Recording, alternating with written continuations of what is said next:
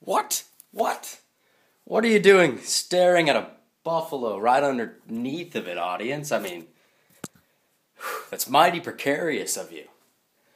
So, I know I've told you guys that I'm going to make a video on Lifter, the liquid fluoride thorium reactor, or on monetary policy versus fiscal policy. But, I don't know. I'll make one of those certainly someday. But it's just, I don't know. I don't want you guys to lose respect for any of my theories on political grounds, so I'm going to hold off on those for a second. But basically, I decided today's video was going to be on leadership. And I really didn't get to formulate my theory on leadership until just recently here at when we had our summer officer retreat and our meeting at the same time. We were sitting there in our meeting, and we were writing down things that we thought were qualities that a leader should have and things that a leader should do. And I was just sitting there thinking to myself about, what is it really to be a leader? And we had some very good things posted up on our piece of paper afterwards. Stuff like, you need to, crap, it's been a while. It's like, a leader needs to be decisive, was one of those, that's general, needs to be decisive, needs to be intelligent, and a leader must be able to relate to the people he has to lead. Or she, by the way.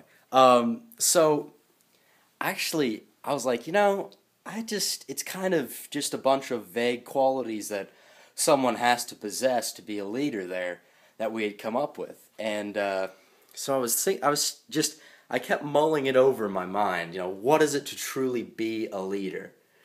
And, I got down to it and I was like, what truly at the very base of things defines what it means to be a leader? I guess at the most basic definition of a leader would be someone with followers.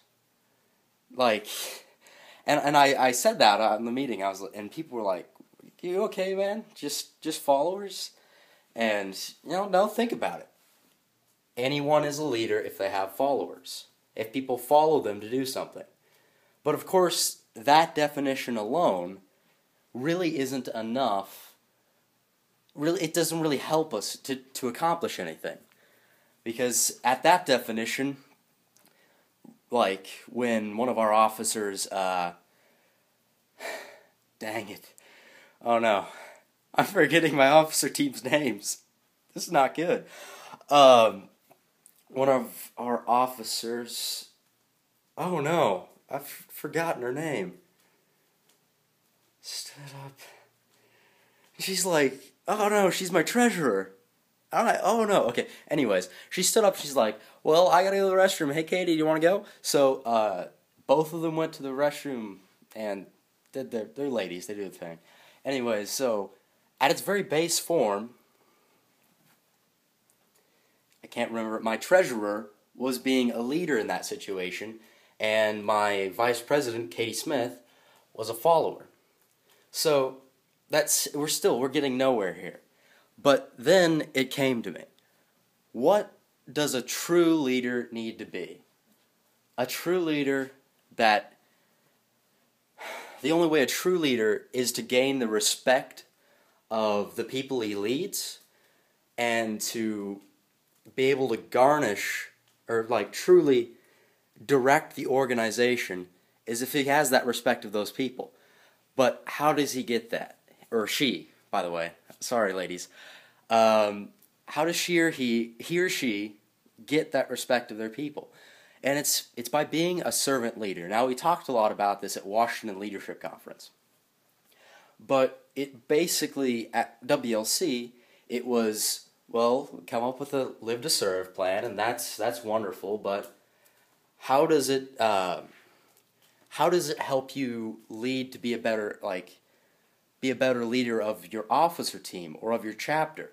Sure, it's excellent for being a servant leader and going out and solving problems in your community, but what type of things will we be doing to be an effective leader?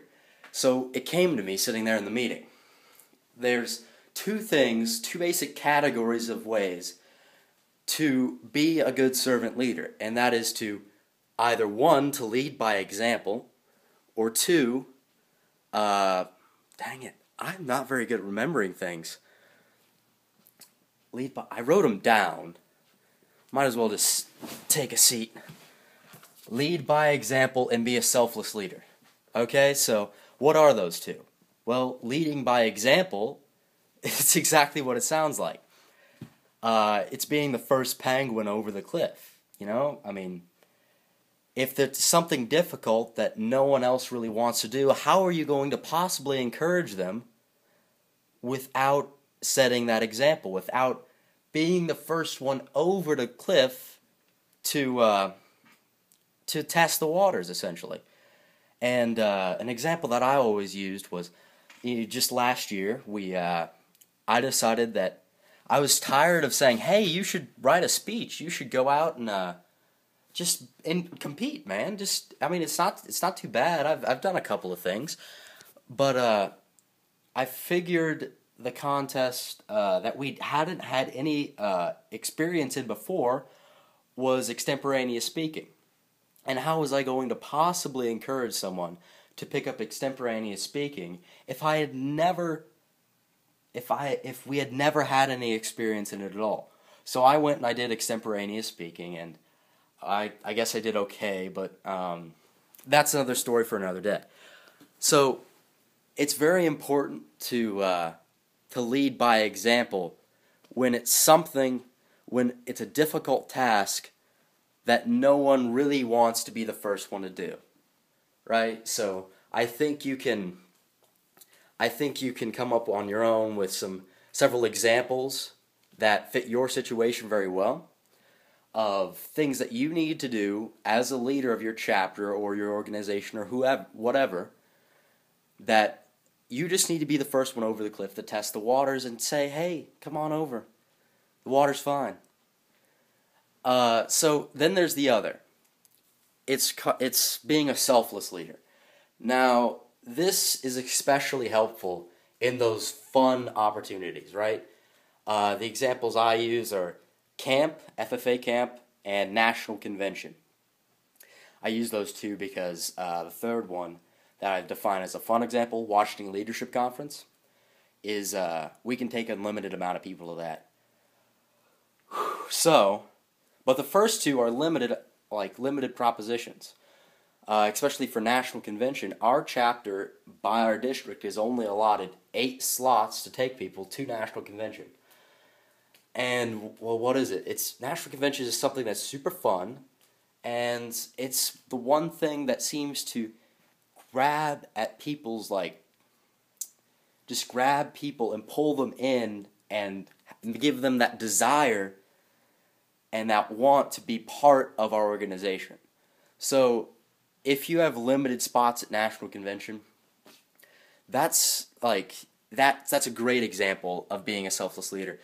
If you've been before and your members, if you don't go this year, that lets your members go, that's something that you absolutely have to take that opportunity.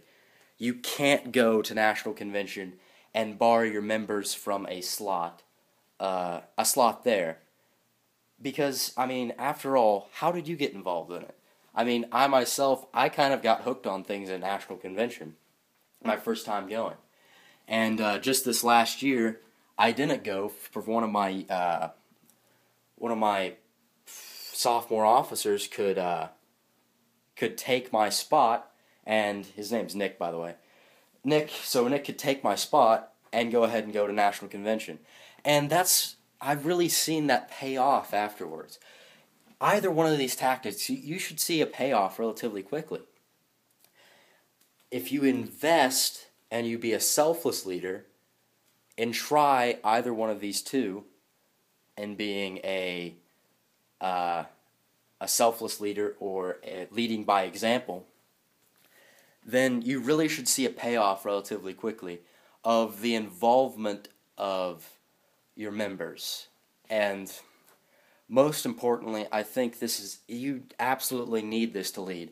You need the respect of your peers to be a leader. So, I hope you guys found this informative. I think if I've got time here, I'm going to go ahead and record a fiscal policy versus monetary policy video. So I hope you guys like it. I mean, it's going to be good.